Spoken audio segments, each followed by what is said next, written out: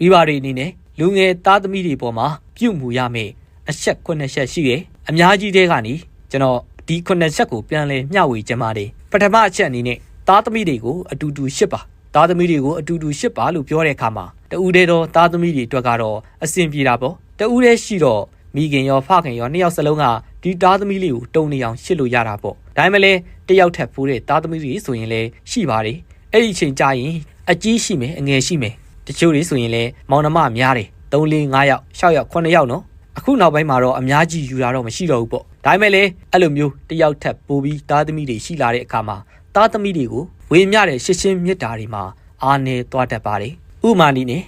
နင့်အကိုမသိအောင်နော်အငယ်လေးကိုနင့်ကိုမသိအောင်ဒါနင့်အတွက်နော်နင့်ကိုလုံးဝမတွေ့စေနဲ့နော်စသဖြင့်ပေါ့အရန်ဦးစားပေးတဲ့အငယ်တွေဘက်ကိုဦးစားပေးမှုများသွားရင်လေအကြီးအနေနဲ့သူကခံစားရသွားနိုင်ပါတယ်တခါပြန်ကြရင်လေသားသမီးတွေမှာရှားပါယောက်ျားလေးတယောက်တည်းပါလာတာဆိုရင်လေတချို့ရိုးရာတွေမှာဆိုရင်ငါသားကပဲနော်မိဘမွေကိုစက်ခံရမှာသမီးတွေကနင်တို့အချိန်တန်ရင်ယောက်ျားယူသွားကြမှာနင်တို့ယောက်ျားတွေနောက်ကိုနင်တို့ပါသွားလိမ့်မယ်ဆိုပြီးတော့ချစ်ချင်းမြတ်တာတွေရော့သွားတဲ့အပိုင်းတွေလည်းရှိတယ်သားလေးတယောက်တည်းဆိုတော့မခိုင်းရမပြုတ်ရအလိုလိုက်တဲ့အခါမှာတော့ကြံသားသမီးတွေရဲ့အမြင်မှာဘာဖြစ်သွားလဲဆိုတော့ငါရဲ့မိဘကငါ့ကိုမချစ်လို့ဆိုပြီးတော့မိဘနဲ့ပတ်သက်ပြီးတော့ခံစားချက်စိတ်နာတဲ့အရာတွေဖြစ်သွားနိုင်ပါတယ်ဒါကြောင့်သားသမီးတွေကိုညီတူမျှတူရှစ်ဖို့အတွက်လည်းလိုပါတယ်ဘသူ့ကိုမှလည်းမပူပါနဲ့အကြီးဖြစ်လို့ပဲများများခိုင်းပြီးတော့နော်အကြီးဖြစ်လို့ပဲနင့်ကြောင့်ဆိုတာလဲရိုက်တာမျိုးလည်းမလုပ်ပါနဲ့တူညီမျှတတဲ့ရှစ်ဖို့အတွက်လည်းလိုအပ်တာပါဒါကြောင့်မလို့နံပါတ်1အနေနဲ့သားသမီးတွေကိုအတူတူရှစ်ပါ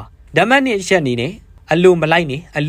လို့ပြောတဲ့အခါမှာသားသမီးတွေကိုငငယ်လေးကလေးကအလိုလိုက်တယ်ဆိုရင်ကြီးပြင်းလာတဲ့အခါမှာတော့သူတို့တို့အလေးအကျင့်လို့မကောင်းတဲ့အလေးအကျင့်တွေဖြစ်သွားတတ်တယ်ငငယ်ကလေးကငိုတဲ့အခါတိုင်းမှာမုံပေးတယ်ငိုတဲ့အခါတိုင်းမှာအယုတ်ဝယ်ပေးတယ်ရှော့ပင်းစင်တာတွေသွားလို့ငိုလိုက်ပြီဆိုတော့အယုတ်ကောက်ဝယ်ပေးတယ်ကားကောက်ဝယ်ပေးတယ်လေရင်ကောက်ဝယ်ပေးတယ်ငိုတဲ့အခါတိုင်းပေးတဲ့အခါတိုင်းကြီးပြင်းလာတဲ့အခါမှာတော့ဒီကလေးကနော်ဒီသားသမီးကအမြဲတမ်းသူ့လိုချင်လို့မရဘူးဆိုရင်မိဘတွေကိုပုံကန်တဲ့လူငယ်တယောက်အနေနဲ့ပြန်ဖြစ်လာတယ်ဒါကြောင့်ငငယ်လေးကအလိုမလိုက်ပါနဲ့ငငယ်လေးတွေကဖြစ်နိုင်တယ်ဆိုရင်ကျွန်တော်တို့အနေနဲ့ပြုကျင့်ရမယ့်အရာက